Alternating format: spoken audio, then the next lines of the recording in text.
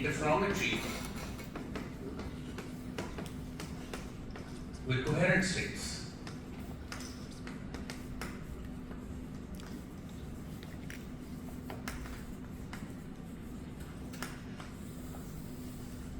So what I would like you to do is to perform this calculation. I have a beam splitter, two mirrors,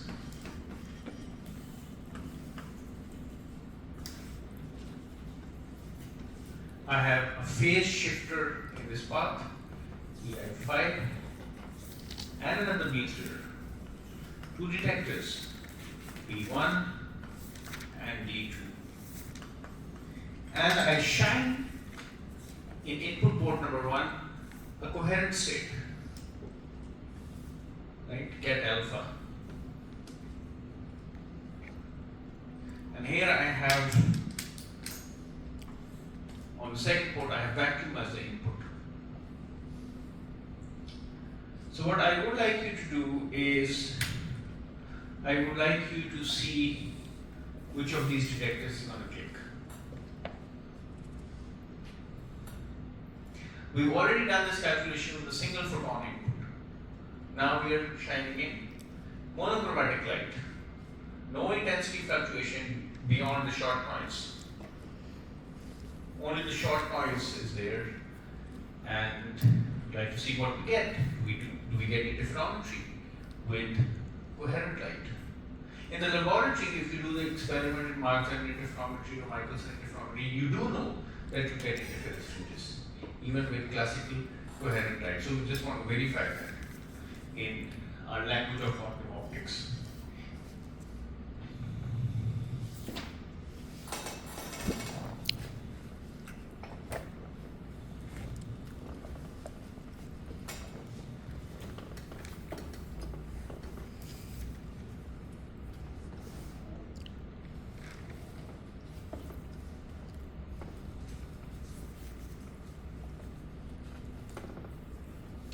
Just to get you started, so my input is at alpha 0, and after the first beam splitter, B1, this becomes alpha by under root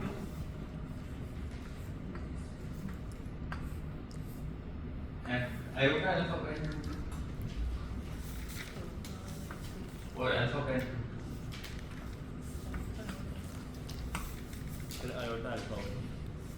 iota इधर लिखा था कि इधर? ठीक है. So this is after the first beam splitter.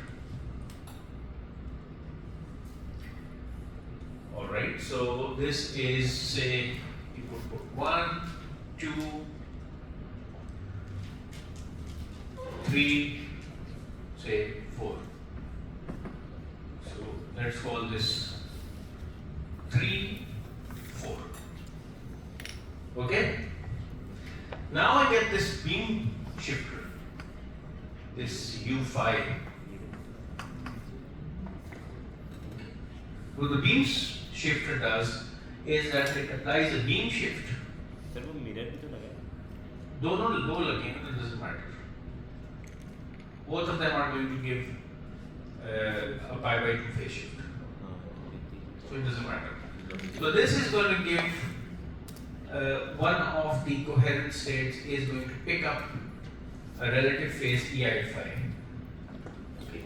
So simply this becomes alpha over root 2, get 3, EI5 I alpha over 2.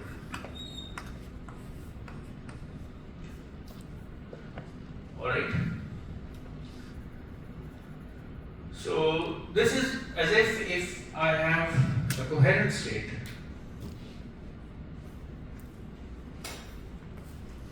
and she sees a phase shifter. This is alpha. The action of this phase shifter on the coherent state is that it changes this complex number to EI5 alpha. Now, if this were just the coherent state, this would not make any difference because this is a global phase. I can bring this out. Okay. However, the problem here is that there is a relative a separable state that is formed over here. There is one path and another path, and there is some relative phase between these paths, which is important. Therefore, this is not inconsequential. This has some consequence. Now, what happens is that this beam splitter, this state that is produced over here, so this is the state that we have at this point in space. This now sees the second beam splitter. We would like to find out the action of the second beam splitter on this quantum state. So let me relabel the ports as 1, 2, 3, 4.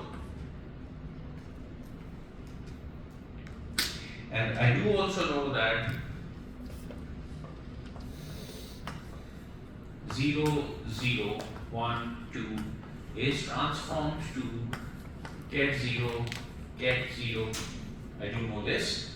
If I want a state of this kind, I need to apply a displacement operator d on the first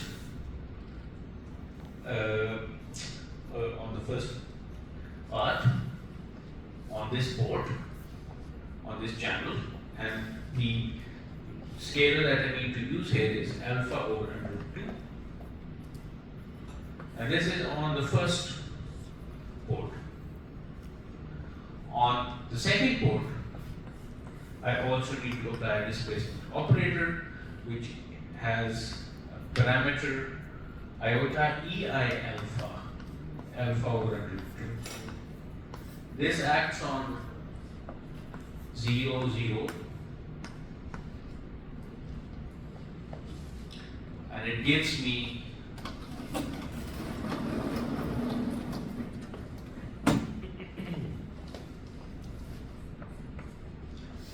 d1 alpha over under root 2, displacement operator d2 iota ei phi over 2 alpha over under root 2, get 0, get photon. Got it? Sir इसमें ये उल्टा नहीं लिखा हुआ क्योंकि जो 1 वाला path है वो है जिसमें वो रिलेटिव फेज है, ऊपर लेबलिंग उल्टी नहीं है। फर्क नहीं पड़ता है इसको मान के। अच्छा वो सही है वो। Doesn't matter really. Doesn't matter. So now we have this scenario in front of us. I do know that this displacement operator is given by E, this number, alpha over under root 2, A1 dagger, minus alpha over under root 2, A1. Correct? E raised to power, this number, iota ei phi over 2 alpha over under root 2 A2 dagger. Now we have an exponent in an exponent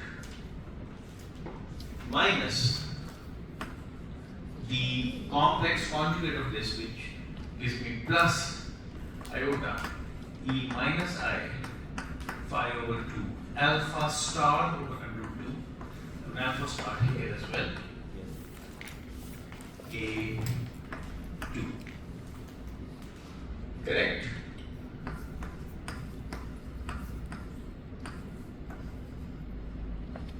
Now I can transform these operators into A3 and A4. Right? So if I do all of this, fine, let's see what do we get. First of all, 5, sorry, 5. This is correct. Got it? So now what we could do, we do know that this operator does not commute to this. However, the commutator is a scalar, so I can break it up. This just gives me a global phase. Likewise over here. So I can write this as E alpha under root 2 A1 dagger E minus alpha star over under root A1 EI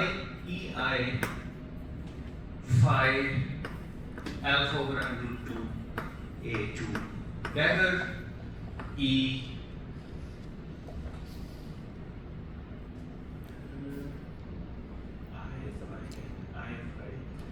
E minus I phi alpha star over under root 2 A2 0. Now okay, so I have to look up what is A1 dagger.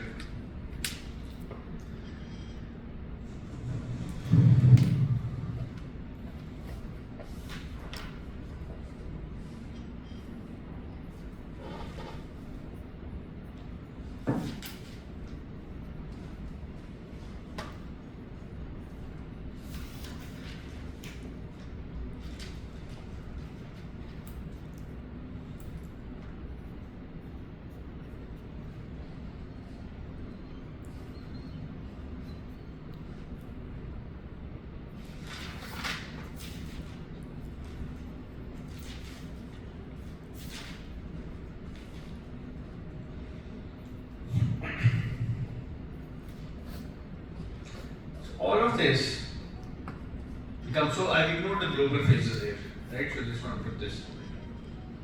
So all of this becomes, if I do the substitutions, the transformation from A1 to A3 and A4 and A2, from A2 to A3 and A4, I will get E I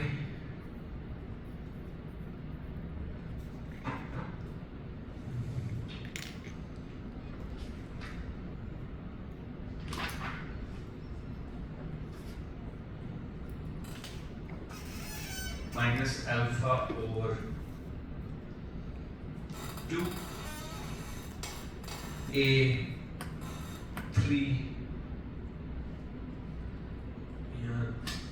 नहीं इसको solve करते हैं क्योंकि मैंने किसी और तरीके से कैलकुलेशन की थी पहले.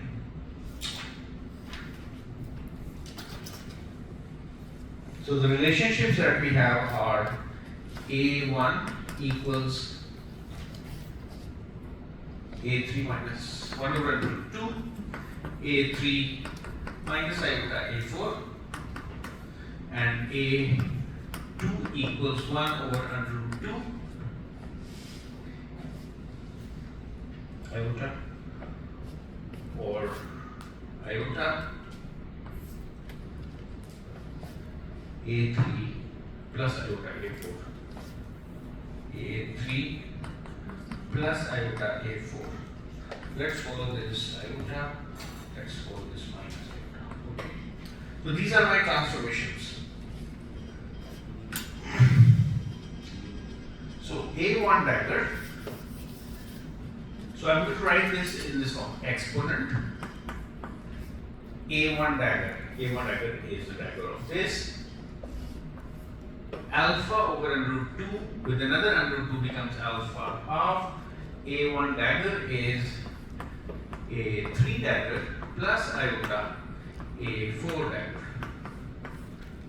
Exponent. This becomes minus alpha star A1 to A3 minus iota A4.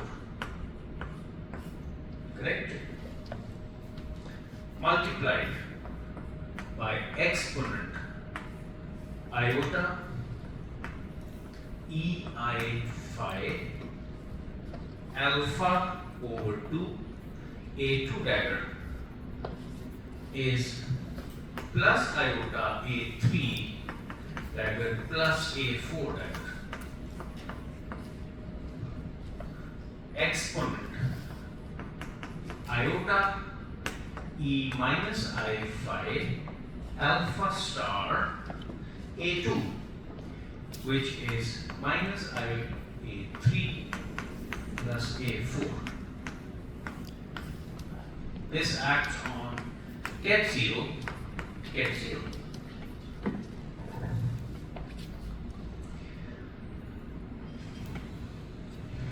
Now what I want to do is I want to collect the terms that have a 3 in them. आखिरी exponent के लिए alpha star by Sorry? आखिरी exponent के लिए alpha star by 2 बनाएंगे.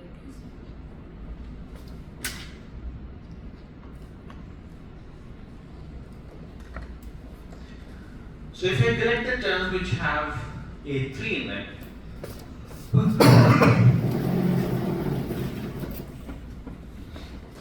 exponent, this becomes exponent.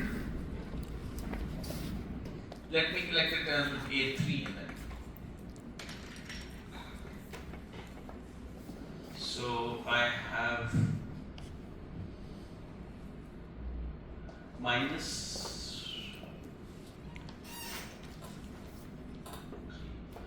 So let me first of all look at this term. This minus I plus square is plus e minus I phi alpha star over 2. So I've taken care of this term. Now I need to consider this term. Minus alpha star over 2. Correct?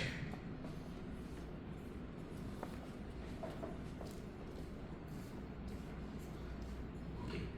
Now let's take the term which has A3 dagger in it. A3 dagger. A3 dagger. Alpha over 2. Alpha over 2, and then I have this one minus e raised to power minus I phi Plus I plus I phi Plus I. Yes, sir. e phi or alpha by 2. Yes, sir. Good. Alright. Now let's take exponent A4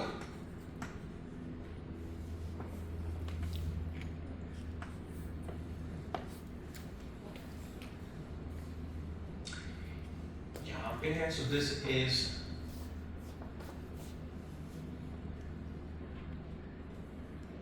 alpha by 4, so this is minus iota alpha star by 2. Plus हो जाएगा. Minus plus Iota plus iota alpha star by 2, and here I have a term which comes here which is iota e minus I phi alpha star by 2, correct? This term. This plus iota e I minus phi 2. दूसरा A4 है इधर plus iota. Exponent A4 dagger, and I have alpha by iota alpha by 2 plus A4 dagger में minus alpha square EI alpha alpha by 2.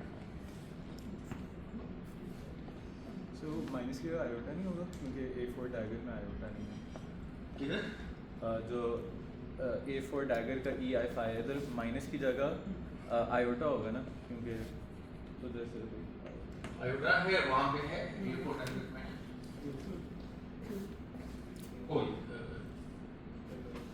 Oh yes. Oh yes, sorry. ठीक है, right? बिल्कुल सही. So here is what I have. 0, 3. Now look at this term. This is some complex number. All of this. तो ये एक और coherent statement है. Okay. So this is a complex number. Yes sir. Is this complex number the conjugate of this? Yes sir. Yes, it is with a negative sign. Yes sir. Alright, good. So let's keep this in mind. My- Both of these together form a displacement operator Yes sir. at this complex number. Let's look at these two terms. Here I have this complex number.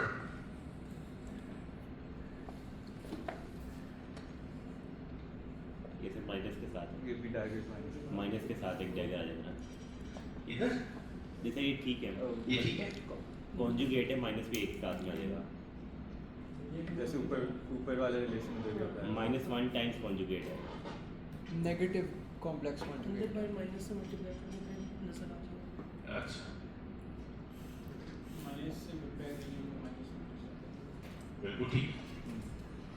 So what we really have is a displacement operator on the third port, the third channel, and complex number associated with this is alpha by 2, 1 minus ei phi, d4, iota alpha by 2, 1 plus e I phi. Correct?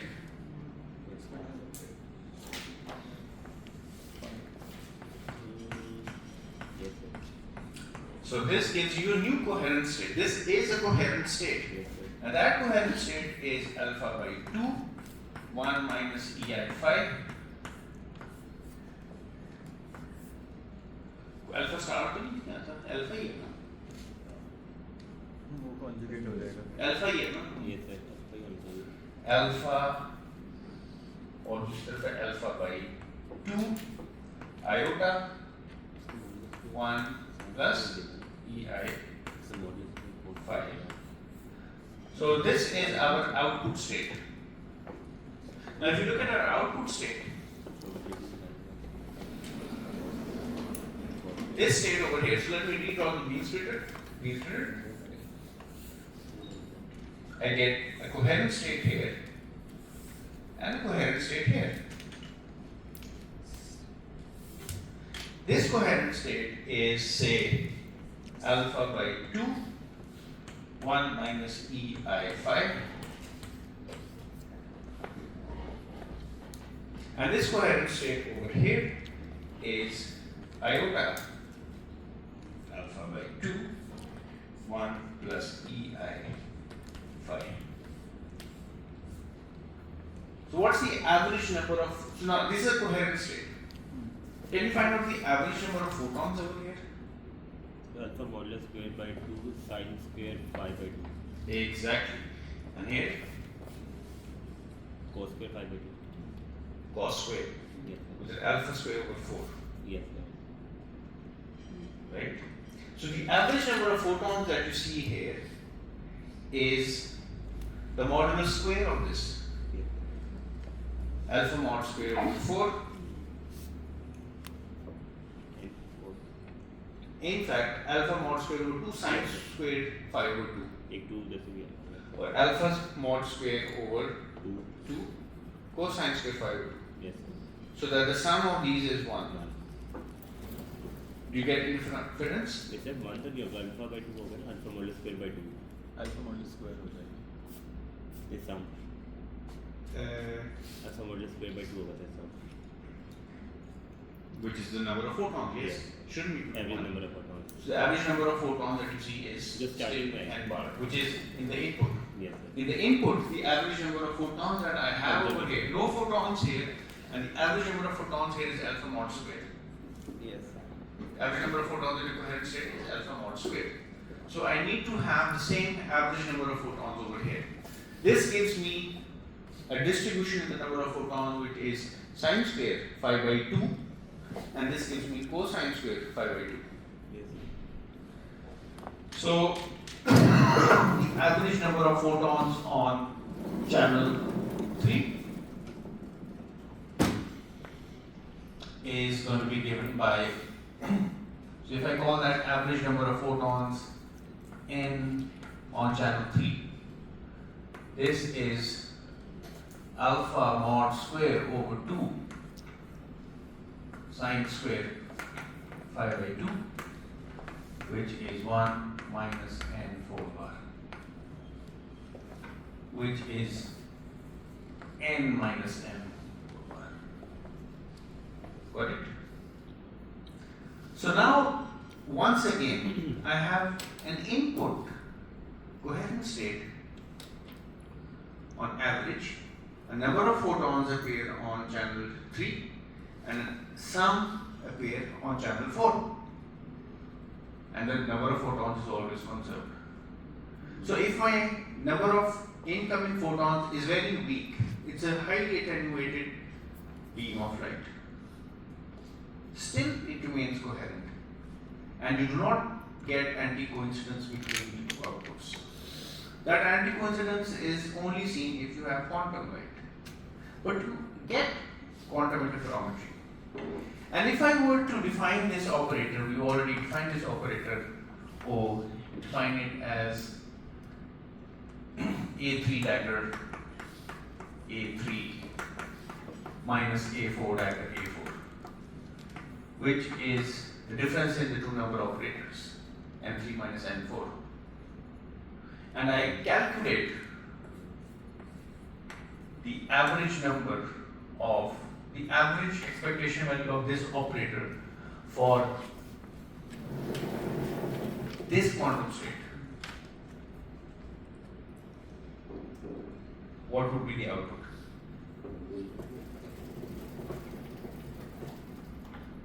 Zero. No. The output would be average number of photons, input cosine of phi. Cosine square 5 by 2 minus sine square 5 by 2 is cosine phi. सही है. Right? So this will be, so this is something that you should try on your own. These are the kind of questions that I will ask in the final exam. So now this shows interferometry, in fact. The expectation value of the difference in the number of photons that we observe on the two output channels is a cosinusoidal function. So if I were to plot versus phi n3 expectation value, it's going to look like, say, a cosine square curve or a sine square curve. And if I were to plot n4, this is going to look like this.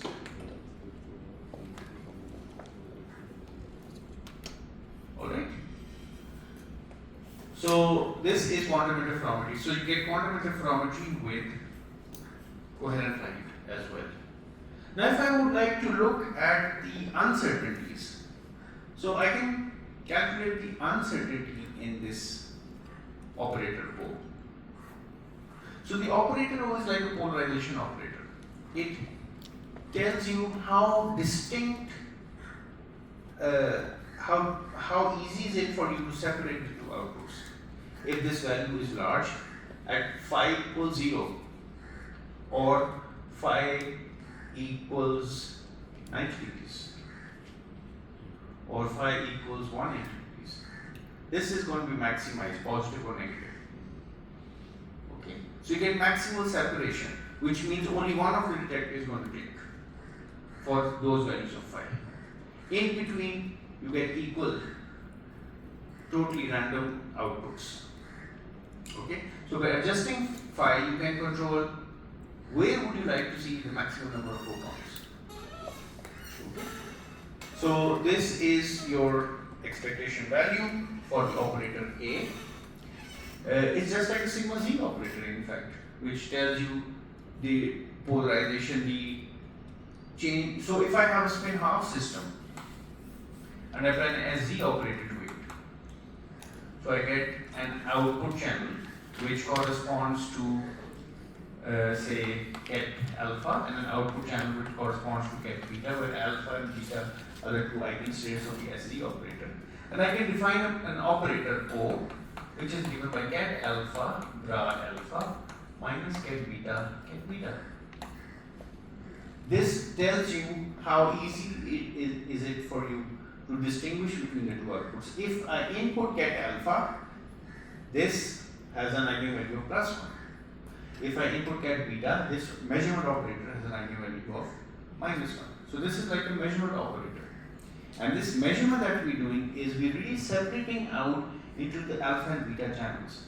So the measurement operator, the Hessian operator corresponding to this measurement operation is best described by this difference of projection operators. So it's really the two projection operators.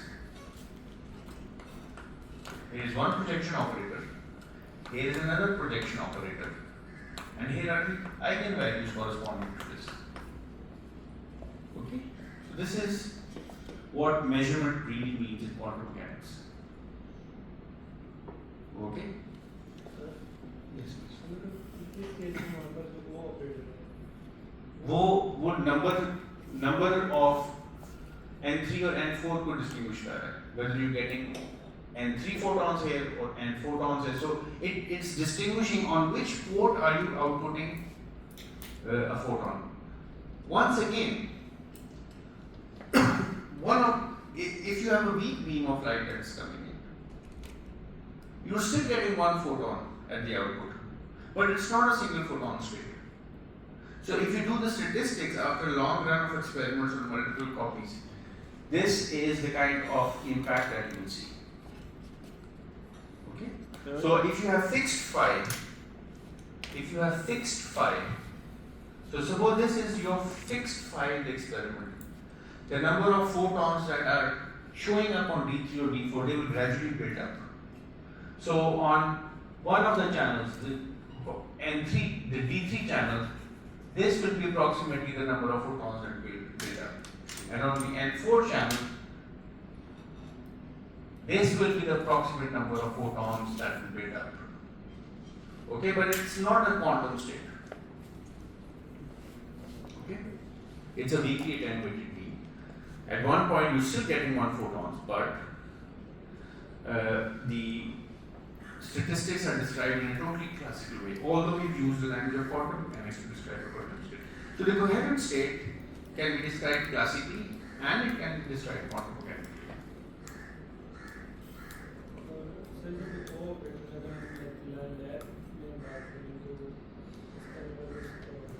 ये देखो ना, this beam splitter implements this measurement operator. This beam splitter is an implementation of this measurement operator. So if I want to find out the uncertainty, of course in the coherent state there is going to be some uncertainty in this number. It's just the difference in the number of photons that you can. This is going to be given by O square minus, right? You already calculated this. So this is an exercise for you. I want you to calculate O square. Where O square is the expectation value is calculated in this state.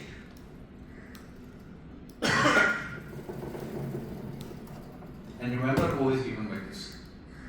So what you could use, in fact, is if I want to calculate A3 dagger A3, let me call this state ket alpha, let me call this for the time being ket alpha, let me call this ket beta. Right, I can do that. Alpha now going to be alpha yahan aa raha hai. Let me call this beta and let me call this chi. So if I want to calculate the expectation value of this operator in this state, this is what I would do. So A3 dagger A3 commutes. This has no impact on beta, and beta is a normalized state. Coherent states are normalized states, not orthogonal, but they're normalized. So I'm left with bra beta, bra क्या करेंगे इसको? यहाँ पे मैंने beta का है.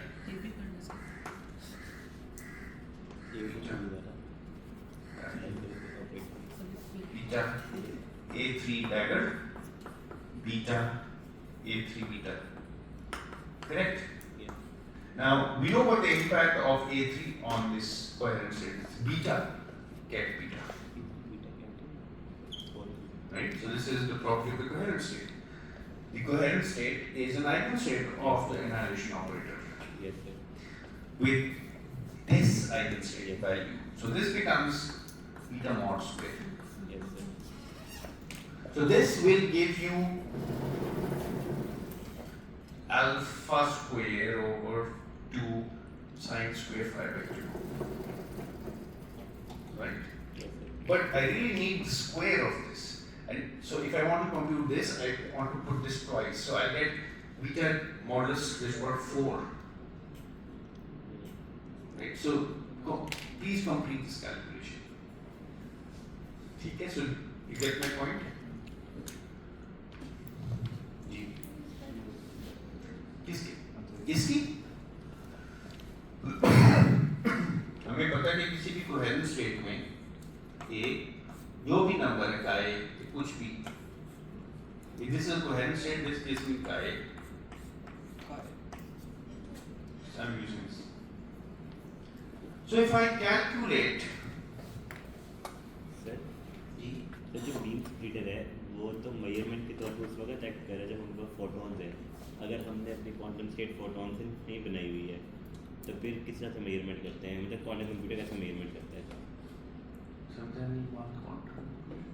Quantum computer के and पे जब हम मेजरमेंट करते हैं किसी भी बेसिस के अंदर तो फिर वो किस तरह से मेजरमेंट करता है? उधर तो हम फोटॉन से तो नहीं ना वो कर रहे सब कुछ। नहीं है, अगर फोटोनिक इम्प्लीमेंटेशन है क्वांटम कंप्यूटर तो ऐसे ही करेंगे। अगर फोटोनिक इम्प्लीमेंटेशन नहीं है नहीं। फिर कैसे मेजरमेंट होगी? बहुत से तरीके हैं। आप कौन सी इम्प्लीमेंटेशन की बात करना चाह रहे हैं? सब मुझे नहीं पता कौन कौन सी इम्प्लीमेंटेशन होती है जो सिर्फ आई ट्रैप कर ले। आइन ट्रैप में फ्लोरेसेंस से आएगा कि जो लेवल्स से जो लाइट एमिट हो रही है एनर्जी लेवल से उस लाइट की क्या कलर है, तो फ्लोरेसेंस इज योर डिटेक्शन। अच्छा ठीक है स्क्विड में the current is your detection. ठीक है ठीक है, photons में you detect in this manner. So it all depends upon the technology in which you implemented quantum. ठीक है, in spin spectroscopy it is the spectrum, NMR spectrum, that is giving you the whether you get cat 1 or cat 0. In the spectrum the peak could point upward or downward. So it really depends upon what technology you talk about. Now if I kind of complete this calculation,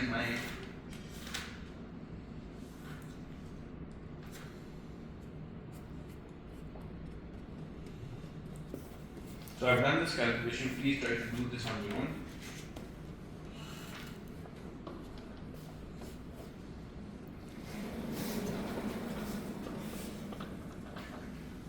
My uncertainty in O, the variable O is now an observable. We don't put a hat on it. Is alpha mod.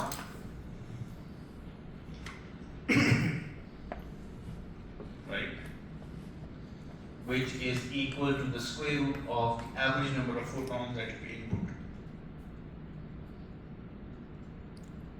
Okay. Now there is some, when you get these fringes, there is some uncertainty in the number of photons that you have, and there is also some uncertainty in your phase.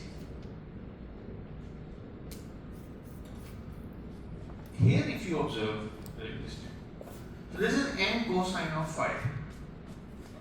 So in an interferometric experiment, you're really measuring phi. It's phi that you're measuring. Consider a Michelson interferometer. In a Michelson interferometer, you're getting fringes. And those fringes depend upon the relative phase difference that is introduced between the two arms of the interferometer. That relative phase difference is phi. That would depend, for example, the mismatch in the lengths of the two parts of the interferometer, or the refractive index of the medium that is placed inside the medium. In a gravitational waves experiment, there are two arms. One of them contracts. You contract along one dimension and squeeze along the other dimension. So it's really the relative phase phi that you are measuring. Okay, so your uncertainty in phi needs to be really small. So if I look at the expression for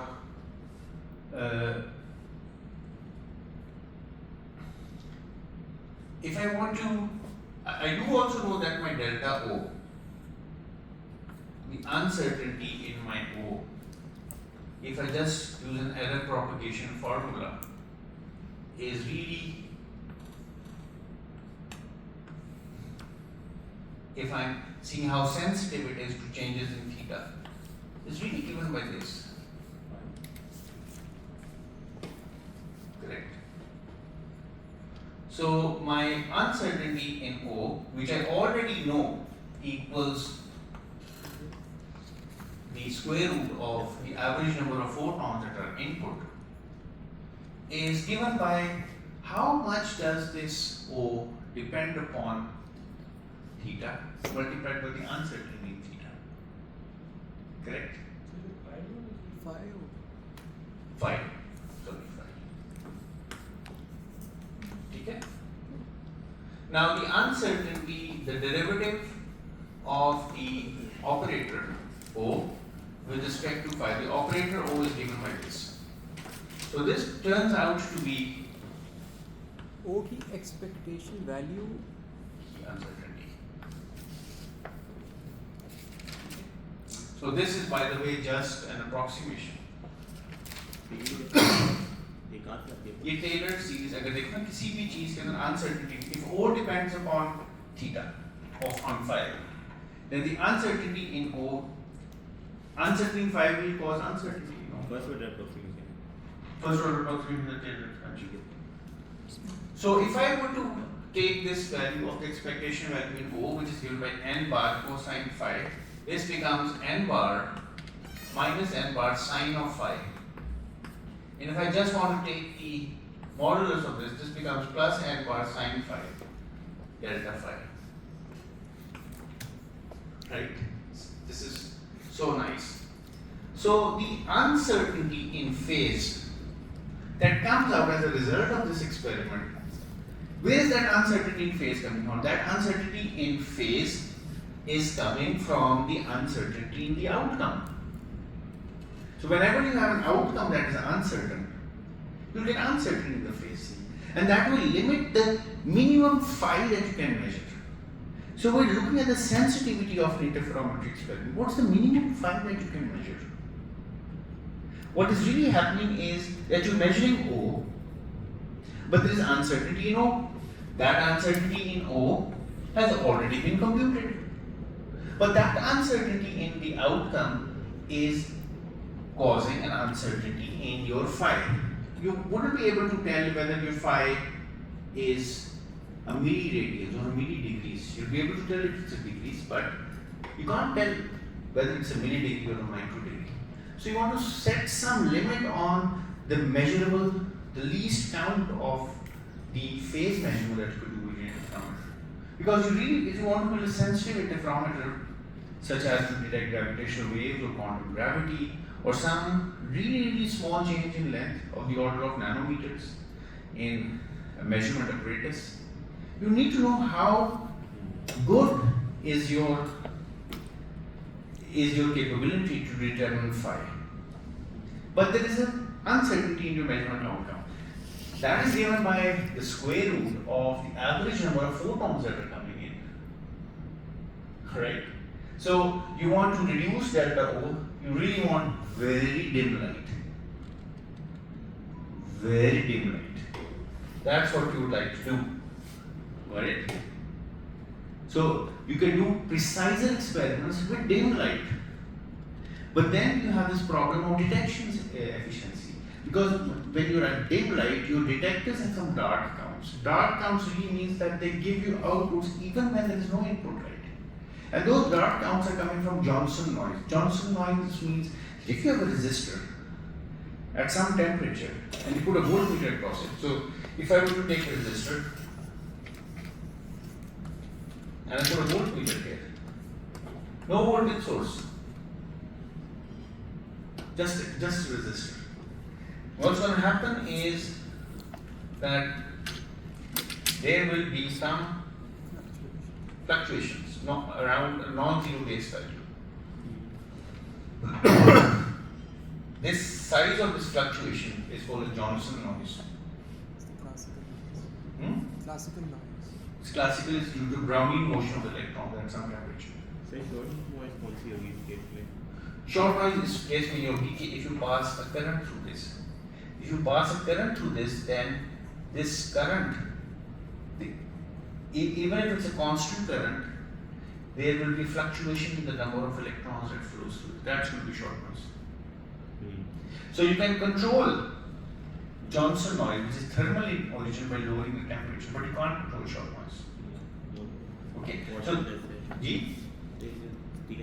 so this amount of voltage is actually going to be, statistical mechanics tells you that this voltage is going to be 4 kV temperature, this resistance R, and the measurement bandwidth. This is how much this voltage, this Johnson noise voltage is going to be in volts. Depends upon the temperature. You lower the temperature, this voltage goes down. ये resistor है आपके पास 100 kilo ohms का room temperature पे, ये होगी microvolts में। ऐसे experiment कर सकते हैं जिसमें हम ये कर सकते हैं। अब पे आप सेंसिटिव नैनोवोल्ट मीटर लगा के you can detect it as well. And it's white noise. It has all the frequency components. Anyway, so this is our limit of delta. So if I put in, if I want to find my delta phi, the uncertainty in phi, this is n bar over n sine of phi. This is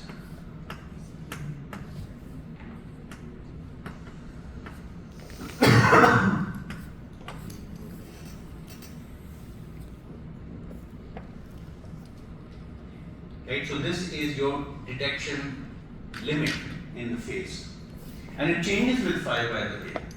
It's minimum when this is maximum, that is when this is 90 degrees or to 70 degrees. So now you have a noise which is now dependent on the phase itself.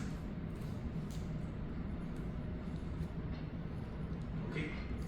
वो sine phi का absolute value नहीं आ जाएगी उसमें, क्योंकि वो absolute value Absolute value कर दो, but here, one other नहीं। ठीक है, ये भी लो. All right. So now, what I would like to move on to. Any questions about this? Yes, please.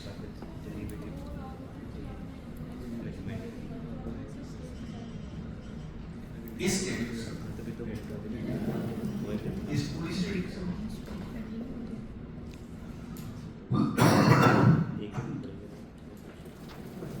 Yes, please.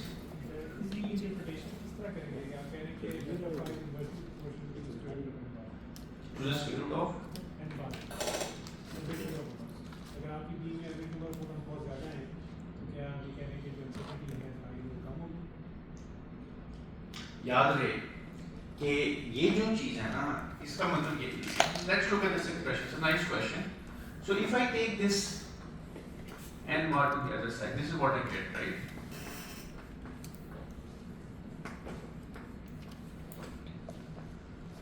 Now what is this for a coherent state? This is delta n. The uncertainty is a short noise in the input line. So I get delta n, delta phi, and its maximum value. Oh, sorry, its minimum value. Sorry, when this is maximum, this is 1. This is the uncertainty principle. This is the uncertainty between the number and the phase, which we've seen in one of our early lectures. So मतलब अगर ये आपका number state हो तो delta N zero हो गया तो फिर डेल्टा फाई और completely Large. Totally indeterminate. But this is a coherent state. For a coherent state, we know that we get a Poissonian distribution, so delta n is the square root of the average number of photons for a coherent state. Sir वो हमने Heisenberg uncertainty principle में ये नहीं कहा था कि del and del phi की जो मिनिमम वैल्यू है वो 1/4 के इक्वल होती है, ऐसा कुछ किया था? नहीं, वो तो x1 और x2 डेल्टा x1 और डेल्टा x2 की मिनिमम वैल्यू 1/4, ठीक है, वो फील्ड कोऑर्डिनेशंस के साथ. अच्छा, now let's shift gears a little bit. I think I spent more time than I intended to do on this. असल में ना ये कोर्स का टाइम बहुत थोड़ा है, सिर्फ थोड़े से लेक्चर होते हैं, पूरी बात मुकम्मल नहीं होगा.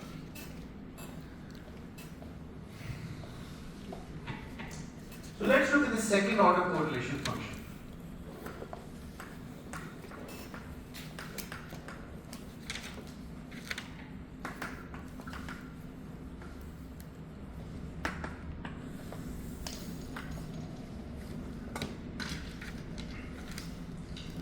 So if I have a beamsplitter,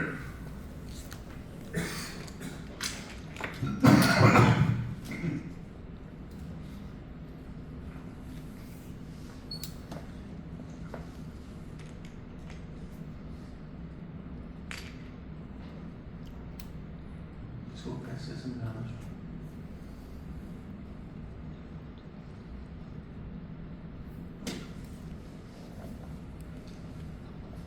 इसको यूं देखते हैं. So I have two input beams. I can't measure the electric fields, I can measure the intensities. So I have a detector here and a detector here. 1, 2. And this detector is going to give me some output, the current perhaps. And after this detector, I have a coil of wire.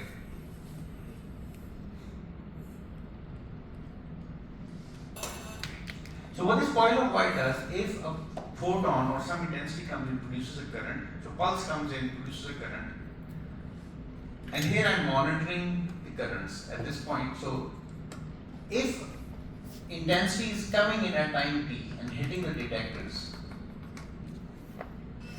then I will get some intensity here, which is a measure of intensity IT.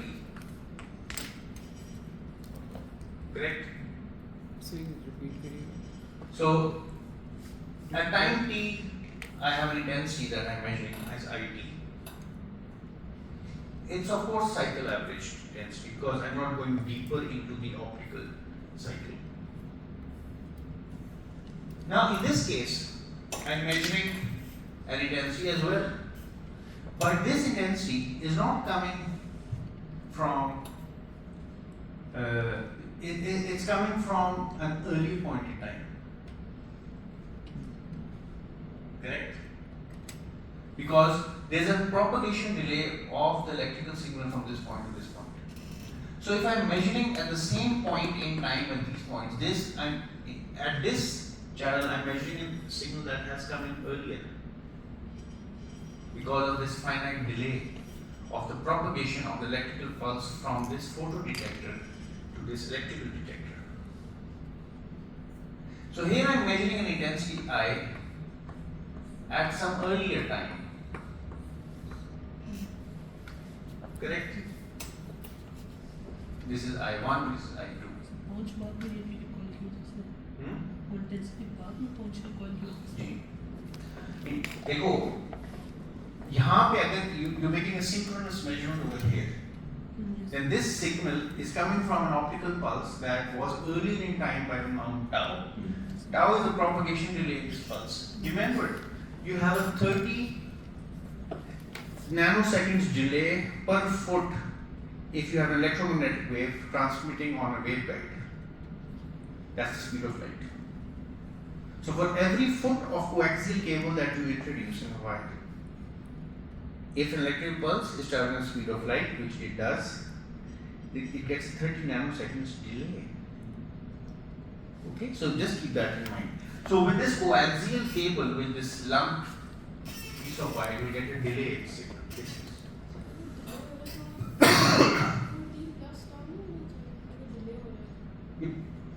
लेकिन ये delay तो हो रहा है, लेकिन आप यहाँ पे एक ही टाइम पे मेजर कर रहे हैं. Well, first you measure tau later. You kind of measure this later in time, so you can also put plus here. So there is some separation in time between these two objects. Okay. Now suppose that I have a measurement here on a beamsplitter at time t, and a measurement here on another beamsplitter within t plus tau. So I'm doing a measurement later in time. Here I'm doing a measurement earlier in time, that's why I have this minus tau. Now coming to Elena's point, here I measure later in time. Okay, I can compose my outputs, waveforms, the time series such that I compare the intensity at time t with the intensity at time t plus tau. Got it?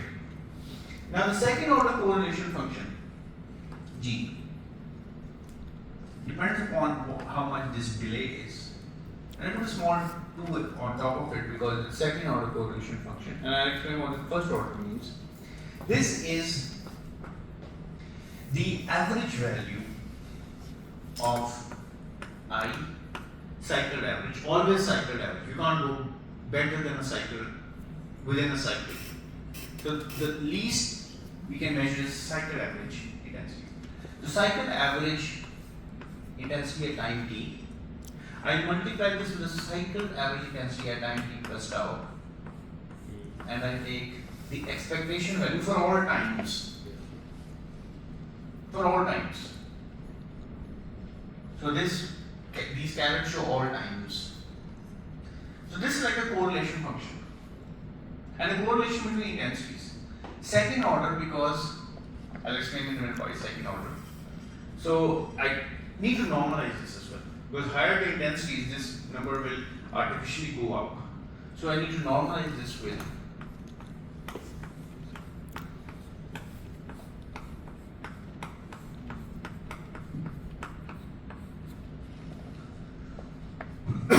this is the definition of second order correlation function. Right? So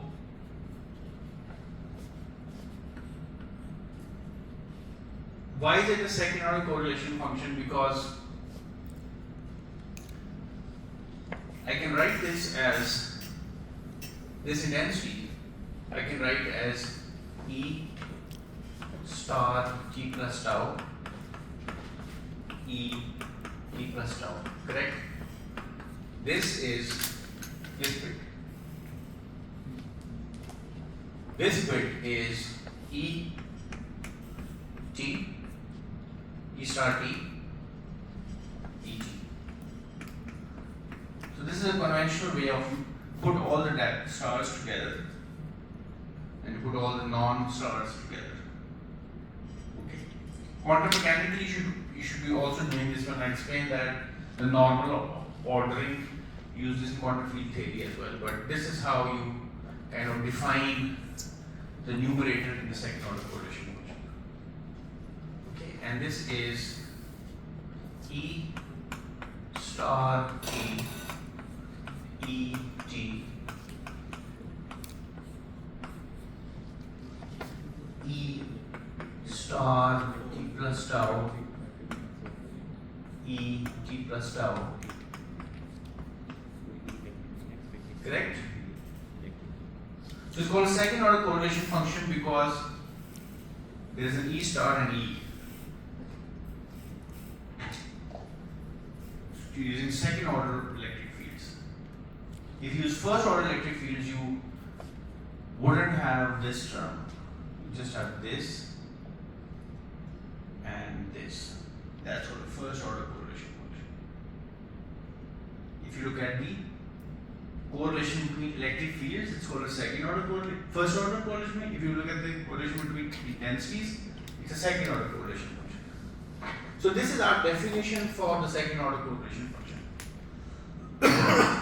Now I use I and I here because these outputs are derived from the same input intensity. But I can also use I1 and I2 if I wish. You can also use I1 and I2 if I wish. So this general definition of the second order correlation function. So this is like an autocorrelation function. The general definition of the second order correlation function is that G, second order, tau is given by I1 T, I2 T plus tau, average over all times, I1 T, I2 T. So this is our definition for the second order correlation. T plus tau, sorry.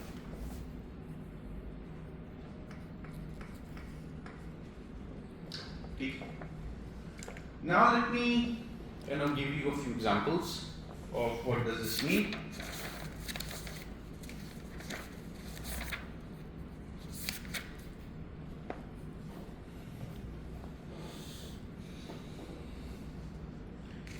So let me move back to this definition in which I have a beam splitter, in which I draw the I1 and I2.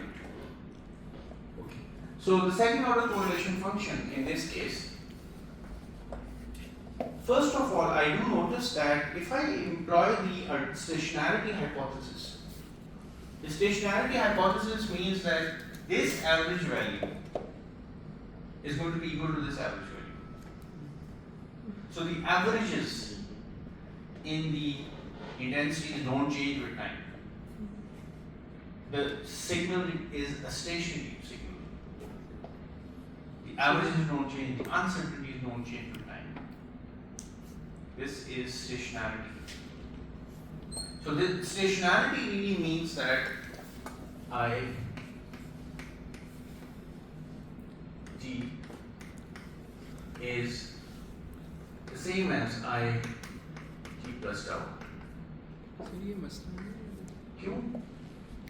कि मतलब आप जब आप आए Station- ऊपर वाले की अब आप डेंसिटी निकाल रहे हैं राइट, तो आपने उसमें टाइम डिले नहीं था राइट, तो जो एवरेज है इधर टाइम डिले है नहीं, इधर तो टाइम डिले है तो राइट, इसके इक्विवेलेंट कोरिलेशन हो सकता है वो, बिल्कुल ठीक है। लेकिन ये इक्वल एवरेजेस इक्वल कैसे होंगी? ये स्टेशनरी हाइपोथेसिस से क्यों नहीं हो सकती? क्योंकि मतलब लेट्स से आपके पास डिटेक्टर है राइट, आप एक से कर रहे हो और फिर थोड़ी देर के बाद दूसरे में आया है, तो for the equal amount of time देखो ना, ये एवरेजेस हैं, उनकी averages over some time, this is the average at point time t and this is the average at t plus tau, ठीक, दीस आर इक्वल, ठीक है। सही। दूसरा,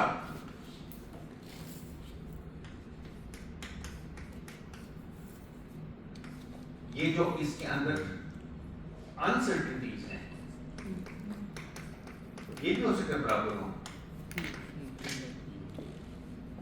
ठीक है। तो both of these conditions imply stationarity, sir ये assume कि करेंगे stationary process है। right? Assuming it's a stationary process, which क्यों करेंगे? क्यों नहीं करें?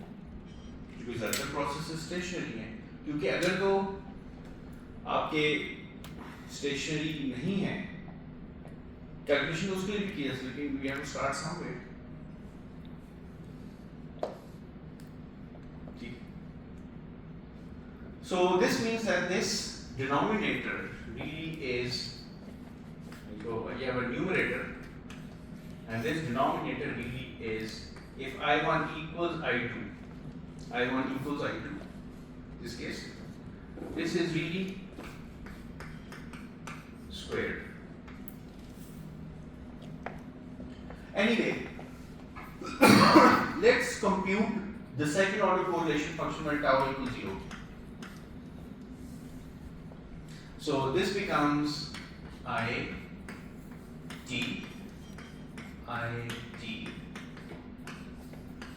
over I bar t squared. This becomes tau plus t है, tau is 0. एक अंदर squaring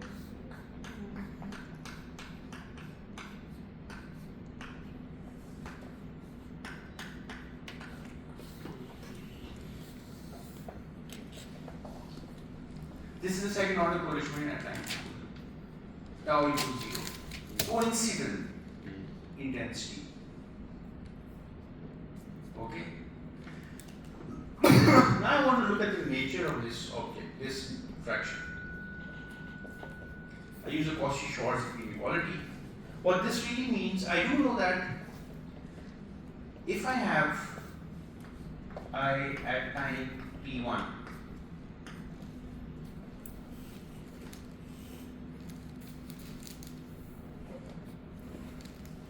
so remember that this is an expectation value over different times. Good, right? So I do know that IT1, IT2, the square of this must be positive. I do know this for any two times. So this means that I square plus I t2 square must be greater than or equal to 2 I t1 I t2. Correct? This is like Cauchy-Schwarz inequality. So if I take the product of the intensities at two times, this must, twice of this must be less than the sum of the intensities at those two times. Now I want to use this Cauchy-Schwarz inequality to look at the general form for this second order coefficient function at time tau equals 0. Okay? So in the numerator we have the average of the sums of the intensity. So if I look at the denominator,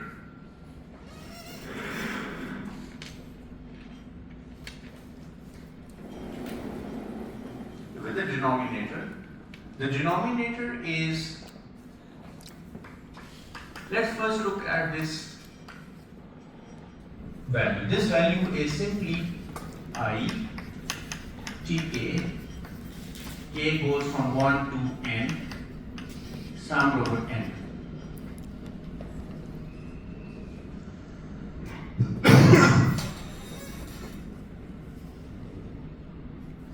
Right?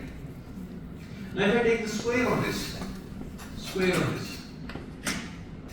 this is my denominator. The denominator.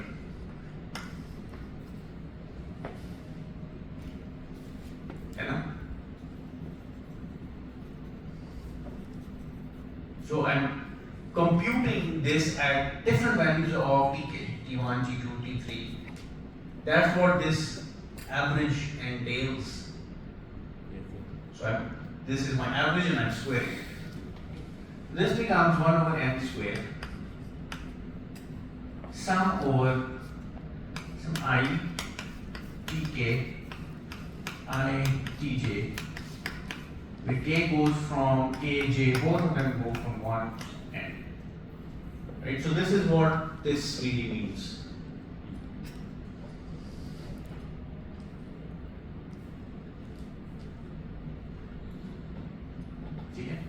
Now this object looks similar to this.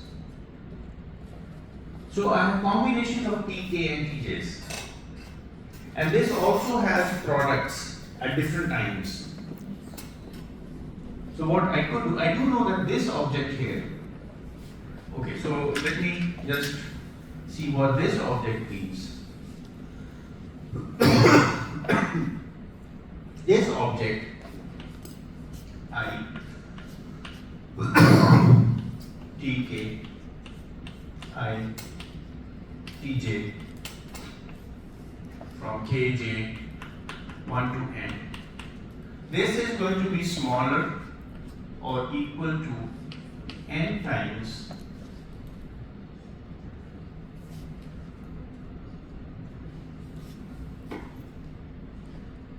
I tk square. K goes from 1 to n.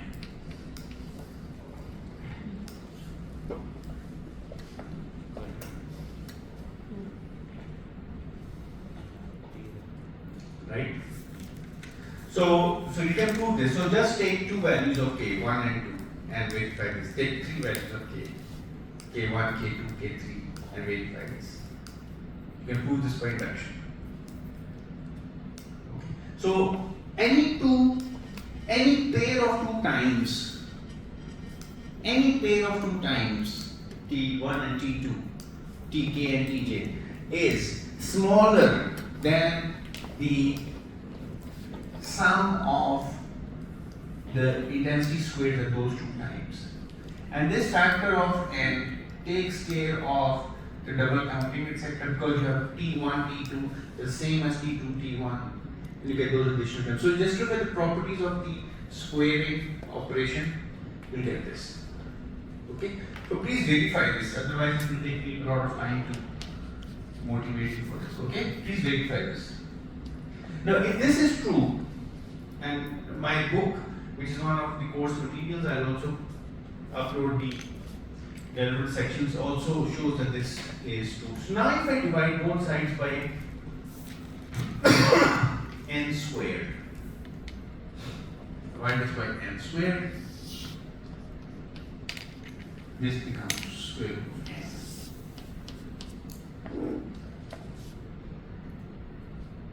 When divide this by, this is now the average value of I t squared.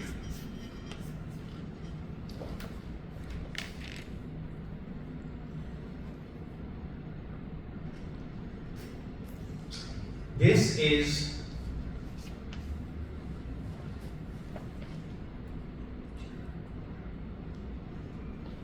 equal to I t average squared.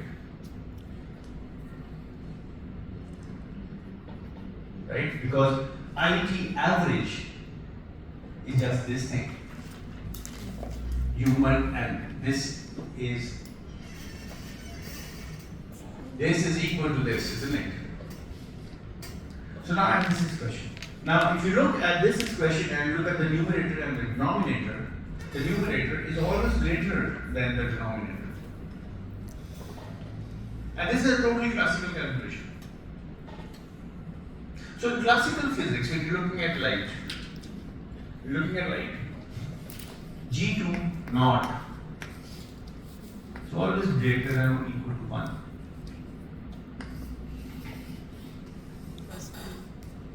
This is only for classical light. And we'll show that this is defined by quantum mechanical light, or by number states or squeeze states. Less than 1 meter. This is always greater than or equal to 1. By the way, did any one of you see my lecture that was uploaded? Again, practical examples of this. Good one. So this is classical second order correlation function. By the way, if I have an intensity which is totally constant, there is no fluctuation whatsoever. In the ideal case, this will become equal to 1. For I naught, this becomes equal to 1. The numerator and denominator, both of them become equal. So classically, the second order correlation function computed time equals 0 is greater than or equal to 1. And it can be less than infinity. So this is a classical result. Now I want to calculate G2 at an arbitrary time tau. And I would encourage you to, before the next class, to prove that G2 tau is smaller than or equal to G2 naught. G2 naught is bigger.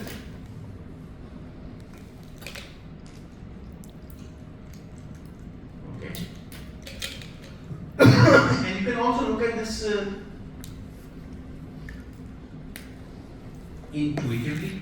So look at the numerator over here. Look at this numerator.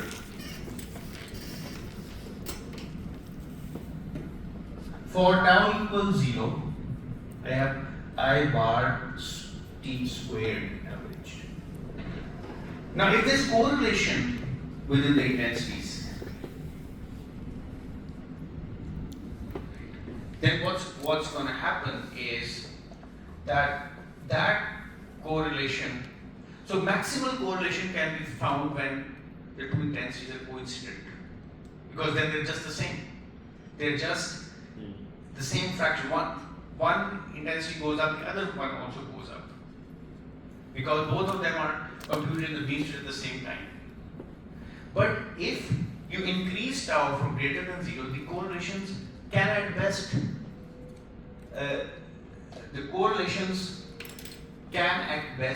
drop. They cannot be enhanced, because now you have a time delay between these two outputs.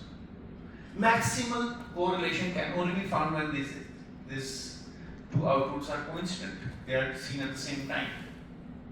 Because then these intensities are derived from the same source.